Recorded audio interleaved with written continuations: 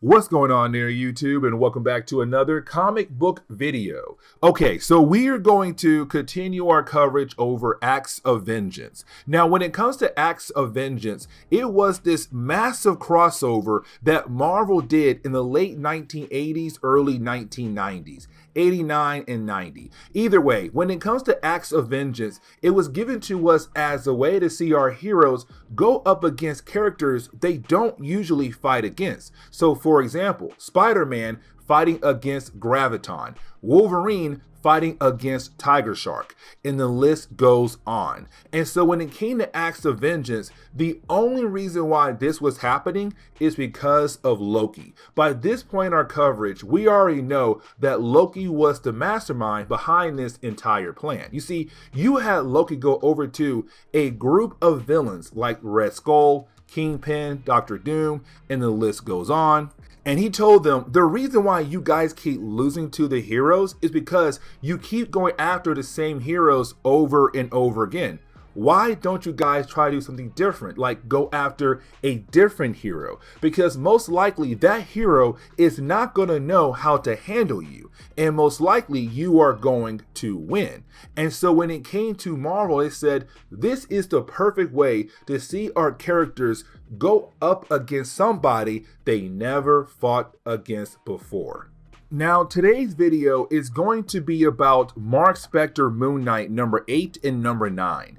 This is a two-part story arc where you have Moon Knight teaming up with the Punisher to go after a character known as Flag Smasher. Now, I'll talk more about Flag Smasher later on in this video, but the reason why I want to sit down and talk about these two books before we actually dive into them is that these two books don't really fit into the whole Acts of Vengeance theme.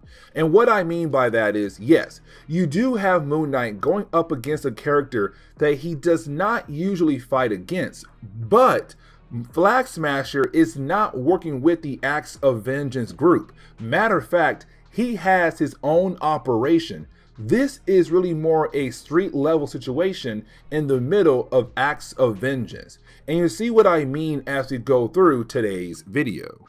Now, something else I do want to mention is that around this time in Marvel Comics, Moon Knight had a sidekick, better known as Midnight. Now, when it came to Midnight, he was actually the son of another character known as Midnight Man, who was a villain of Moon Knight for a good while. Now, when it came to Midnight Man, he died from cancer, but before dying, he did ask his son to learn his skills but do not become a criminal. Now, if you saw my later videos of Moon Knight, you already know that Moon Knight will have to fight against Midnight as a villain. But for right now, Midnight is just a sidekick, trying to learn how to be a hero. But the problem is, when it comes to Midnight, he's always just trying to jump into things without Moon Knight approval. And that is going to be a huge problem in the first chapter of this video. And let me explain what I mean by that. When it comes to Moon Knight and Midnight, you do have the two characters arrive in a certain location in New York. I want to say it is the Bronx. Either way, when it comes to our two characters, when they do arrive in the Bronx, they see police officers involved in a car chase. They're trying their best to chase down a truck that's shooting back at the cops. And so you have Moon Knight and Midnight get involved by being able to get a vehicle to follow the truck. Now, when it comes to police officers, they basically fell off the police chase. The truck was able to lose them.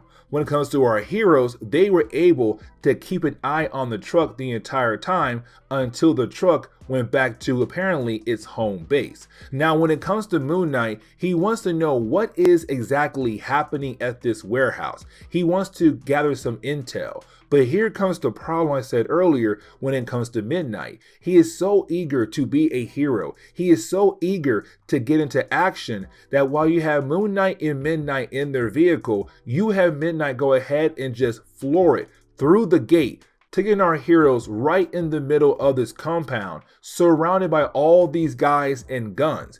And Moon Knight is very ticked off because now, one, he has no idea who these guys are and what kind of weapons they have, and two, now they're surrounded.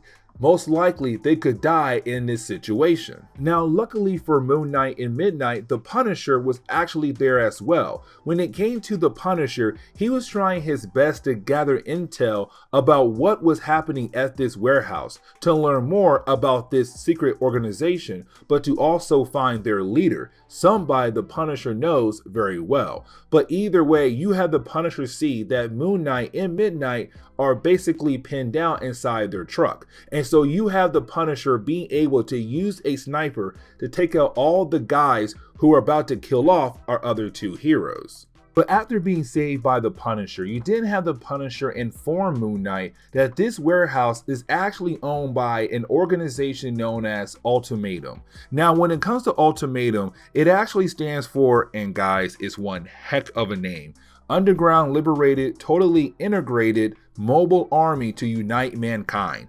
That is what Ultimatum means for this organization. Now, when it comes to our two heroes, you have the Punisher tell Moon Knight that Ultimatum is being led by a guy known as Flag Smasher. Now, when it comes to Flag Smasher, his main goal is to get rid of all nations across the world. He feels like that to get to mankind having world peace is to get rid of nations, to get rid of governments. And so he pulls off these different kinds of terrorist attacks to hopefully get rid of these nations and begin the process of bringing the entire world together as one. But the problem is, Homeboy is killing off people left and right to actually pull this off. Either way, once you have Moon Knight find out who's involved and who's in charge, he tells Midnight, you gotta go home. Like, this is for the big leagues. You, my friend, are still small fry. So go ahead and go home and let the big kids handle this situation.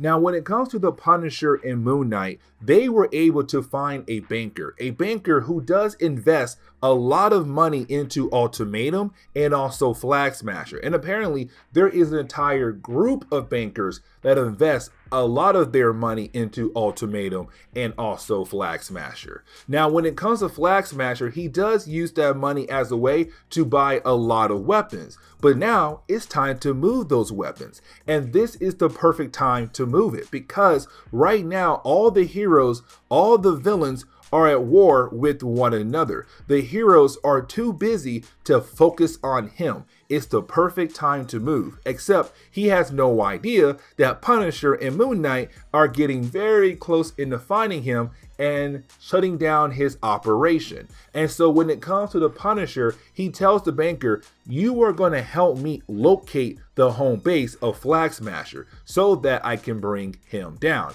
If you don't, I'm going to kill you, because your money helped that man buy guns that have been used in the streets of New York right now, killing off innocent people.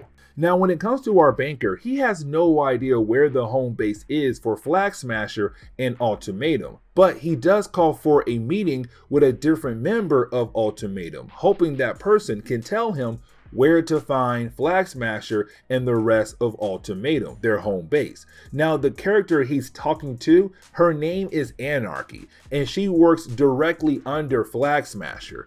But when it comes to Anarchy, she kind of wants to know why in the world this banker wants to know so bad the location of the home base, to the point where she figures out that this man is being used to find Flag Smasher, and so she kills him off. Now, you do have the Punisher and also Moon Knight step in, hoping to save the guy, but unfortunately it's too late. And so their main goal is to just stop her, to get that info from her. But she is able to take down both the Punisher and Moon Knight and get away, and also the banker is dead.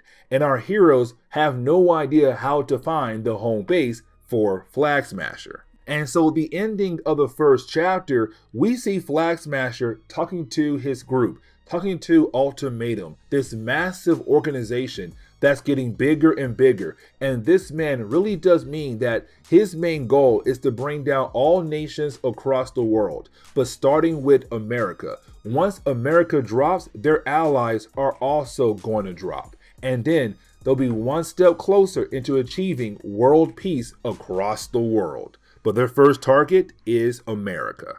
Now, as we dive into the second chapter, we pick up with Mark Spector and the Punisher being able to actually locate the home base of Ultimatum and Flag Smasher. Because Mark Spector realized that it's kind of weird that a bunch of trucks are leaving an abandoned warehouse. Most likely, our guy is in there. And yes, he was right. And so now you have the Punisher and also Moon Knight getting ready to actually attack the place to bring everyone down.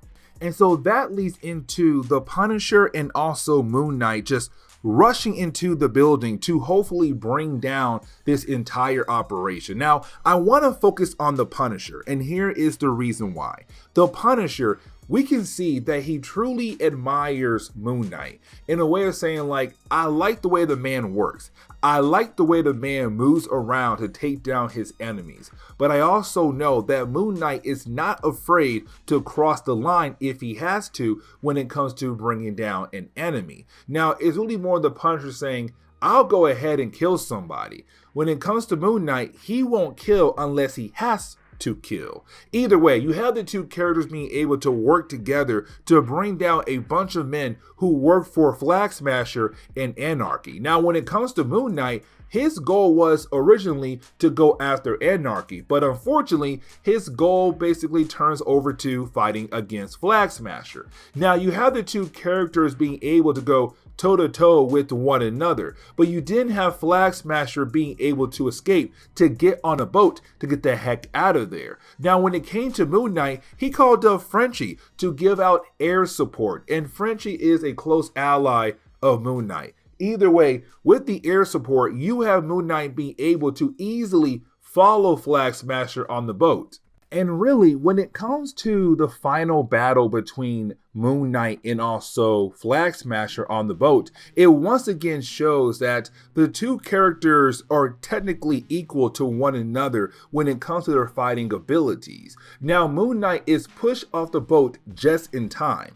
And the reason why I'm saying that because their boat was about to crash into a bigger boat. So luckily for Moon Knight, he was able to get the heck off the boat, even though it was an accident, right before the boat does crash into a bigger ship. And we're left to believe that Flag Smasher is dead. But tell you guys right now, he's not. He'll come back down the road again in Marvel Comics and Cable and Deadpool series. But for right now, you have our heroes being able to relax because they were able to bring down his entire operation. And so this is where we are going to end today's comic book video. So please leave me a like down below and subscribe. Also, if you have any suggestions on books I should read, well, please let me know in the comments below. You never know, your suggestion could be a future video down the road. But guys, see y'all next time. Later.